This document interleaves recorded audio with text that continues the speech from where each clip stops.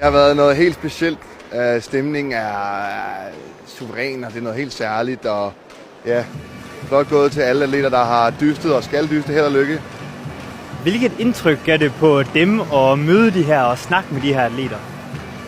Det var en fornøjelse. Altså, det gav mig et virkelig godt indtryk. De var alle sammen mega søde og ja, snaksalige og glade, og energien var der for alle. Og ja, det var en stor oplevelse. The passing of the torch is rarely an announcement. It is a quiet, sudden shift under the weight of an immense legacy. Deep within the heart of Denmark, a massive engineering marvel spans the Storstrøm Strait, an architectural giant built to connect Scandinavia to the rest of Europe. But as the crowds gathered to witness the dawn of this new era, the spotlight shifted away from the steel and concrete and onto a 19-year-old carrying the future of a monarchy on his shoulders. Crown Prince Christian stepped into the light to mark his very first solo engagement, filling a void left by his grandmother, Queen Margrethe II, whose sudden hospitalization has sent ripples of anxiety across the realm. The architecture of a nation is changing, and with it, the very structure of its royal power. Welcome to the inner circle of global royalty, where behind every glittering gala and diplomatic handshake lies a complex game of duty, continuity, and geopolitical survival. Today, we are pulling back the curtain on a series of historic shifts rewriting the rulebook of Europe's elite. From a young prince stepping into his destiny under a cloud of family health crises, to a historic papal intervention in Madrid that could redefine the cultural soul of a kingdom, the chess pieces of the old world are moving faster than ever before. For the Danish royal family, the stakes could not be higher. Queen Margrethe was meant to stand before her people to inaugurate the magnificent bridge bearing her name, a monumental link replacing the original structure built by her predecessor, King Christian X, back in 1937. Instead, by order of her doctors, she remains confined to the historic halls of Fredensborg Slot, leaving her young grandson to navigate the pressure alone.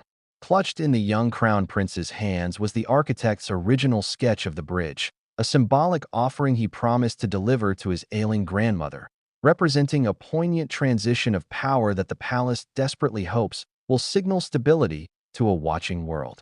Yet, even as one generation prepares for the ultimate responsibility, the rest of the family continues to push the boundaries of their public roles. In Herning, Queen Mary took center stage at the Jysk Bank Boxen, driving the massive success of the Luca Cup, a groundbreaking sports initiative bringing together nearly 1,000 young athletes from the furthest reaches of the Faroe Islands and Greenland. Meanwhile, across the Atlantic in Washington, D.C., Prince Joachim marks his 57th birthday in self-imposed diplomatic exile, a stark reminder of the internal fractures and hard choices that come with securing a modern dynasty's future. But while Scandinavia manages its domestic transitions, the microstate of Monaco proved once again why it remains the playground of the ultra-wealthy and the ultimate theater of royal optics.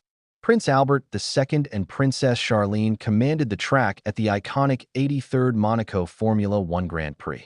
In a display of pure, unadulterated high society tradition, the sovereign prince and young hereditary Prince Jacques took to the tarmac for the legendary pre-race drive, reminding the global elite exactly who holds the keys to the Mediterranean's most lucrative paradise before the Italian phenom, Kimi Antonelli, claimed the checkered flag. If Monaco is the theater of wealth, Madrid just became the ultimate crucible of spiritual and political power.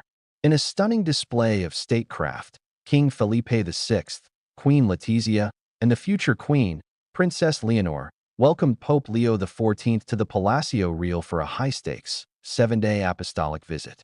This is no ordinary tour. It is the Pope's definitive first trip to the kingdom since ascending the pontificate last year, and the atmosphere inside the Salon de Columnas was charged with centuries of history. Are these royal families successfully modernizing their ancient institutions, or are we witnessing the final, elegant chapters of a fading tradition? Take a moment to hit that subscribe button, turn on notifications to stay updated on every major global development, and drop a comment below with your thoughts on which monarchy is playing the smartest long game. King Felipe did not hold back, delivering a powerful address that underscored the inseparable bond between the Spanish identity and the Catholic faith. reminding the pontiff of his deep roots in the Spanish-speaking world, forged during years of intense missionary and pastoral work in Peru. The king boldly declared that without this spiritual foundation, the very history and culture of Spain would be entirely incomprehensible. It was a masterclass in cultural diplomacy, culminating in a massive, sweeping Holy Mass and Corpus Christi procession at the Plaza de Cibeles, where the Pope received the literal keys to the city. Er det okay, man får hjælp af kunstig intelligens? Det er jo trods alt en del af fremtiden, det kommer vi nok ikke udenom. Eller skal vi blokere for det i undervisningen og i eksamenssituationer? Hvad tænker du selv om det? Med alle elever på skolen, du ved, alle siger hele tiden, har du set den her? Og så siger man, hvad er det for noget? Alle taler om det? Alle, og jeg tror ikke, jeg kender en person, der ikke har været inde og lige snuse lidt til det og sige, hvad kan det? Nej. Jeg har ikke selv brugt det til at få hjælp med noget opgave og eksamen, fordi det er jo mod skolens regler, og så jeg bruger det mere sådan, du ved, til hvis man lige skal have noget viden omkring et eller andet. Så hvis jeg kunne vide, hvad skete der under den kolde krig i det år. Det er meget god til ligesom at give dig sådan en liste. Ja. Det er egentlig det, jeg bruger den til. Ja. Hvordan er det, altså alle de ting, du lige har siddet og snakket om, og de forskellige love, og hvordan er det, de egentlig bliver til? Jamen, det er et godt spørgsmål, fordi det er jo ikke sådan, at jeg sidder herinde på mit kontor, og så fikser det hele selv. Der er over 1000 mennesker ansat i Undervisningsministeriet, og de arbejder jo med at sikre, at skoler bliver så gode som muligt og føre tilsyn med skolerne. Men en stor del af dem, de hjælper også mig med at få de politiske idéer til at blive til virkelighed. Og en af dem, der hjælper mig med det, hun hedder Laura. En ting, at vi kan besøge nu. Stå frisk på. Typisk sagt. Lad os gøre det. Så lad os hoppe herned af. Og jeg fik altså vist i går, hvor hun sad. Men I må ikke begynde at grine af mig, hvis ikke jeg kan finde det. Fordi det er lidt en labyrint. Se, her tror jeg, vi skal. Og så er det hernede. Jeg skal ikke være meget højere for at gå her. Kan du hjælpe på? Ja. Se, der var jeg på vej i den forkerte retning. Jeg tror, vi skal den her vej. Og det der, det er Danmarks største tagflade. Det er rigtigt. Og det kan en murer som mig godt lide. Kæmpe stort, gammel. Og tusse gammel, der var pakhus også, fra Christian 4's tid. Se om vi kan finde hende her. Det var Laura, ikke? Her. Der. Hej. Hej. Laura. Det tog lidt tid, og der var lidt vej derhen. Nu har vi endelig fundet Laura, der også arbejder her i ministeriet. Vi har lige siddet og talt om, hvordan vi ligesom går fra idé til handling. Og vi har for eksempel talt om det her med ChatGPT og kunstig intelligens. Er det noget, du har haft noget med at gøre? Eller? Ja, digitaliseringen fylder rigtig meget. Og noget af det, vi har brugt rigtig mange kræfter på, det er at finde ud af, hvad ved vi om digitaliseringen, og hvad det er for nogle problemer, der kan være. Så noget af det første, vi gør, det er at gå i gang med at kigge på, hvad er det for nogle regler, der er på det her område allerede nu, for ligesom at spore os på vej i forhold til, hvad der kunne være af gode løsninger. Er der nogensinde nogle unge, som går i skole, der også henvender sig?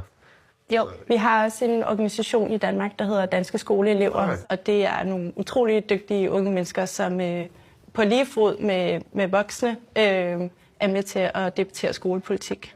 På et eller andet tidspunkt, der ankommer der så nogle papirer til mig, som Laura og kollegerne har skrevet.